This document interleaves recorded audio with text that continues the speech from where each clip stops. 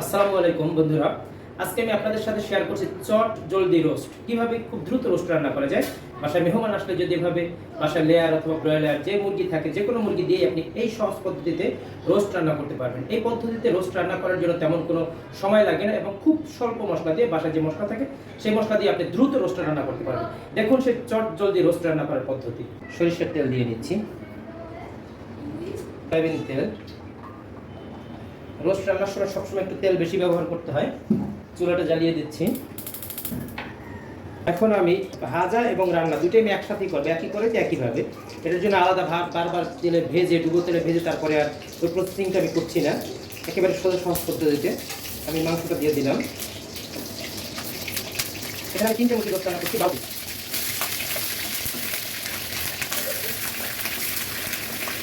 একই সাথে আমি পেঁয়াজটাও দিয়ে দেবো, পেঁয়াজটা বেস্তা হয়ে যাবে একবারে। লবণ, এর মধ্যে আমি দিয়ে দিচ্ছি শুকনো মরিচের গুঁড়ি।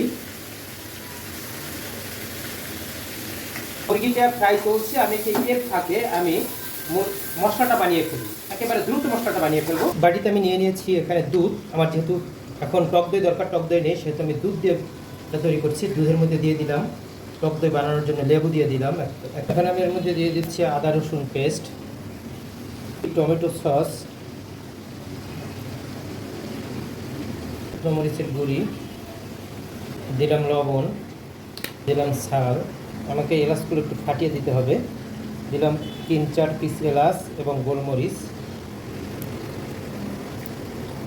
2 টেবিল স্পুন চিনি। কালারের জন্য দিচ্ছি একটু জর্দার রং। মশলাটা ভালো করে মিশিয়ে দেবো।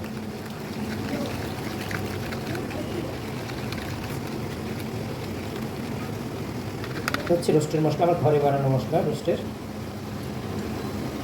বেশি পরিমাণে দেওয়া যাবে না, 3টে মুরগি। আপনারা দেখেন মুরগিটা লাল কালার হয়ে আসছে এবং পেঁয়াজটাও ভাজা হয়ে গিয়েছে। দুইটাই একেবারে সমান হারে সমান তালে ভাজা হয়ে গিয়েছে। এখন আমি এর মধ্যে এই যে আমার বানিয়ে রাখা মশলাটা ঢেলে দেব। এখন আমি মশলাটার মধ্যে মাংসটা ভালো করে মিশিয়ে নিব। এইভাবে তেল উঠে আসা পর্যন্ত আমাকে এটাকে নাড়তে হবে এবং দেখতে হবে পুরে নেগে না যায়। তেল উঠে আসা পর্যন্ত আমাকে ভাজতে হবে। এখন এর মধ্যে দিতে হবে গুঁড়ো দুধ এবং ঘি। আমার বাসায় যেহেতু গুঁড়ো দুধ নেই, রোস্ট হবে না, না ভুল। গুঁড়ো দুধ ছাড়া আমি ঘি দিয়ে দিলাম, একেবারে আমার বানানো গাওয়া ঘি দিয়ে দিলাম আমি। ঘি দেখেন কি কালার হয়েছে রোস্টের। তেল উঠে গিয়েছে, ঘিটাও গলে গিয়েছে। তৈরি হয়ে গেল আমার অল্প সময়ের মধ্যে ভিআইপি গেস্ট সামলানোর জন্য ঘরে তৈরি একেবারে পারফেক্ট শাহী রোস্ট। এখন টেস্ট করে দেখি আসলে টেস্টটা কেমন হয়েছে। লেবু নিলাম। এখন আপনাদের সাথে যে শেয়ার করলাম যে রোস্ট রান্না করা, সেই রোস্ট নিলাম। এখন রোস্ট একটু দেখি কেমন লাগে। একেবারে জুসি একটা রোস্ট। যারা রোস্ট আগে ভেজে নেন তাদের রোস্টটা আসলে রাবারি হয়ে যায়। এইভাবে রান্না করে দেখবেন, খুব জুসি হয় রোস্টটা।